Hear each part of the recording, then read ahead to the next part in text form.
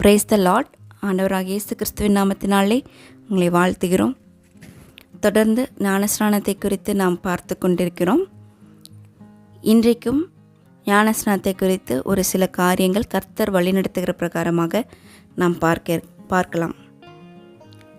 முதலாவதாக ஞானஸ்நானம் என்பது என்ன என்பதை குறித்து நாம் பார்த்து கொண்டு அதன் பின்பாக கிறிஸ்துவின் மரணத்துடன் இணைக்கப்படுதல், ரெண்டாவது காரியமாக கிறிஸ்துவின் அடக்கத்துடன் இணைக்கப்படுதல், மூன்றாவது காரியமாக கிறிஸ்துவின் உயிர்த்தெழுதலுடன் இணைக்கப்படுதல். இந்த மூன்று காரியங்களை இன்றைக்கி நாம் தியானிக்க போகிறோம். ஞானஸ்நானம் என்றால் என்ன, அதனுடைய அர்த்தத்தை நாம் பார்த்து விட்டு இந்த மூன்று காரியங்களை நாம் தியானிக்க போகிறோம். இந்த வீடியோ உங்களுக்கு பிரயோஜனமாக இருந்தால் சப்ஸ்கிரைப் பண்ணுங்கள், ஷேர் பண்ணுங்கள், லைக் பண்ணுங்கள். கர்த்தர் தாமே உங்கள் அனைவரோடு கூட பேசுவாராக. பேப்டிசோ என்கிற கிரேக்க வார்த்தையின் அர்த்தம் மூழ்க வைத்தல் என்பதாகும். பேப்டிசோ என்கிற கிரேக்க வார்த்தையின் அர்த்தம் மூழ்க வைத்தல் என்பதாகும். ஒருவர் ஞானஸ்நானம் பண்ணப்படும் போது ஒரு கணம் அந்த நபர் முழுவதுமாக தண்ணீருக்கடியில் கொண்டு செல்லப்படுவார். இது அடையாள சின்னமாக மரணம், அடக்கம், உயிர்த்தெழுதலை குறிக்கிறது. நீங்கள் ஞானஸ்நானம் பண்ணப்படும் போது அடையாள சின்னமாக கர்த்தராகிய இயேசு கிறிஸ்துவின் மரணம், அடக்கம், உயிர்த்தெழுதலில் இணைக்கப்பட்டீர்கள் என்று சொல்லுகிறீர்கள். இதுதான் அதனுடைய ஞானஸ்நானத்தினுடைய அர்த்தமாக நாம் பார்த்தோம். மூன்று காரியங்களை நாம் தியானிக்க போகிறோம். முதலாவது கிறிஸ்துவின் மரணத்துடன் இணைக்கப்படுதல். முதல் காரியமாக நாம் பார்க்க இருக்கிறோம். ஒரு வசனத்தை வாசிக்கலாம். கலாத்தியர் 2ஆம் அதிகாரம் 20வது வசனத்தை நாம் வாசிக்கலாம். கிறிஸ்துவுடனே கூட சிலுவையில் அறையப்பட்டேன், ஆயினும் பிழைத்திருக்கிறேன்.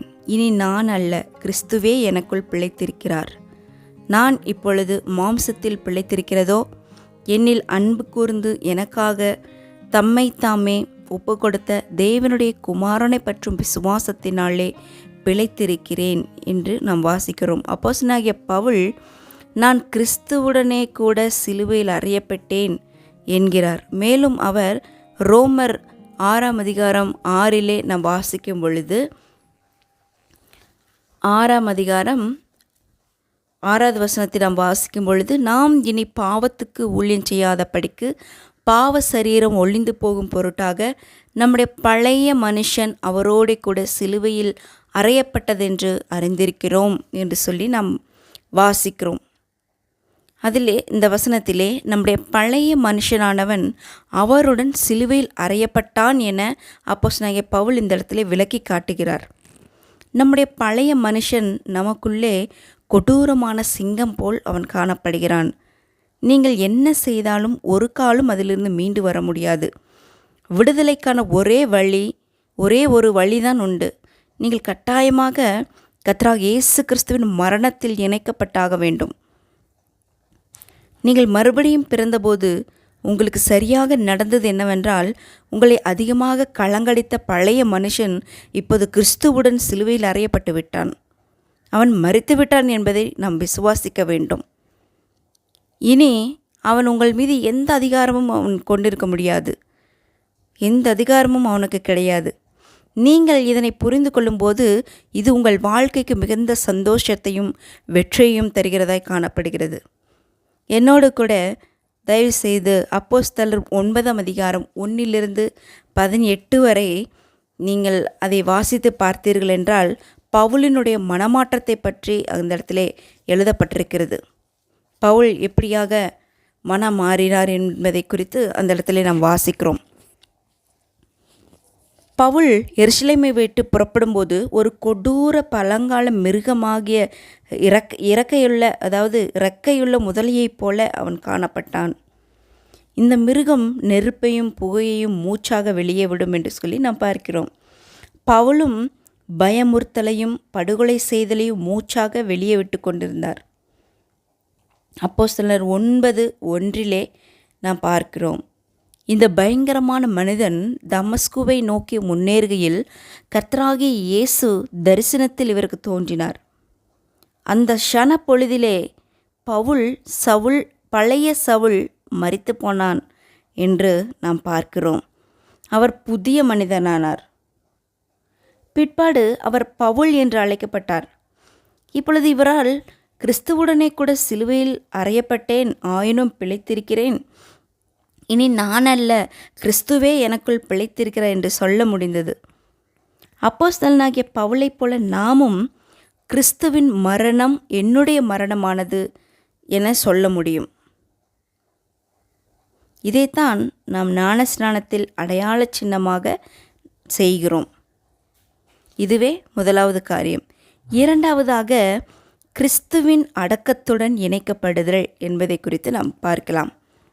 வேதாகமத்திலே 2 இடங்களில் ஞான ஸ்நானமானது அடக்கத்தை போல் சொல்லப்பட்டுள்ளது. ரோமர் 6ஆம் அதிகாரம் 4 மற்றும் கொலோசியர் 2ஆம் அதிகாரம் 12வது வசனத்திலே மரித்த சடலம் அடக்கம் பண்ணப்படும் போது அது கண் முன்னாலிருந்து அகற்றப்படுகிறது. ஆதியாகமம் 23:4 பின்பாக எபிரேயர் 8:12 நான் அவர்கள் அநியாயங்களை கிருபையாய் மன்னித்து அவர்கள் பாவங்களையும் அக்கிரமங்களையும் இனி நினையாமல் இருப்பேன் என்று தேவன் சொன்னவண்ணமாக நீங்கள் கிறிஸ்துவை உங்கள் இரட்சகராக ஏற்றுக்கொள்ளும்போது உங்கள் பாவங்கள் எல்லாம் மன்னிக்கப்பட்டு கண்முன்மிருந்த எல்லா பாவங்கள் எல்லாம் அகற்றப்பட்டு விட்டது. நீங்கள் ஞானஸ்நானம் பெறும்போது அடையாள சின்னமாக கிறிஸ்துவின் அடக்கம் என்னுடைய அடக்கமானது என நீங்கள் காட்டுகிறீர்கள். இதுவே இரண்டாவது காரியமாகும். மூன்றாவது காரியமாக கிறிஸ்துவின் உயிர்த்தெழுதலுடன் இணைக்கப்படுதல் என்பதை குறித்து நாம் பார்க்கிறோம். ஞானஸ்நானம் பெற்று வெளியே வரும்போது நீங்கள் அடையாள சின்னமாக கிறிஸ்துவுடன் கூட எழுந்ததாக காண்பிக்கிறீர்கள்.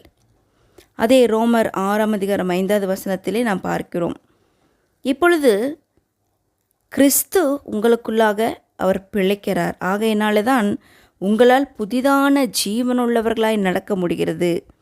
கலாத்தியர் 2:20, ரோமர் 6:4 இதிலெல்லாம் வாசிக்கும் பொழுது நமக்கு எளிதாக புரிந்து கொள்ள முடியும். சாத்தான் உங்களை எதிர்ப்பான், ஆனாலும் அவனால் உங்களை மேற்கொள்ள அவனுக்கு அதிகாரம் இல்லை.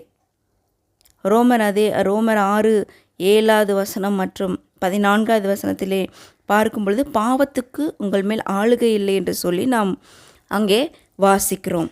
பாவத்துக்கு அங்கே ஆளுகை இல்லை. நீங்கள் இப்பொழுது பாவம் மற்றும் சாத்தானுக்கு மரித்து தேவனுக்கென்று நீங்கள் பிழைத்திருக்கிறீர்கள்.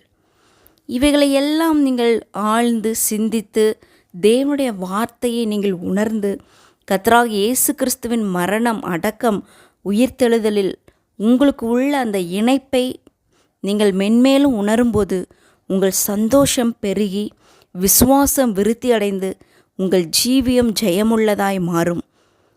இவ்விதமாக நீங்கள் ஞானஸ்நானம் பெறும்போது அவரோடு எழுந்தீர்கள் என்று ஜெய கம்பீரத்துடன் நீங்கள் அறிவிக்க முடியும். இதைத்தான் இன்றைக்கு 3 காரியமாக நாம் பார்த்தோம். முதலாவதாக பேப்டிசம், அதாவது ஞானஸ்நானம் என்றால் என்ன, அதனுடைய அர்த்தத்தை பார்த்தோம். அதன் பின்பாக 3 காரியங்களை தியானித்தோம். முதலாவது கிறிஸ்துவின் மரணத்துடன் இணைக்கப்படுதல், இரண்டாவது கிறிஸ்துவின் அடக்கத்துடன் இணைக்கப்படுதல், மூன்றாவது கிறிஸ்துவின் உயிர்த்தெழுதலுடன் இணைக்கப்படுதல் என்று சொல்லி நாம் இன்றைக்கு தியானித்தோம். கர்த்தர் தாமே உங்கள் அனைவரோடும் கூட பேசுவாராக. ஆமென்.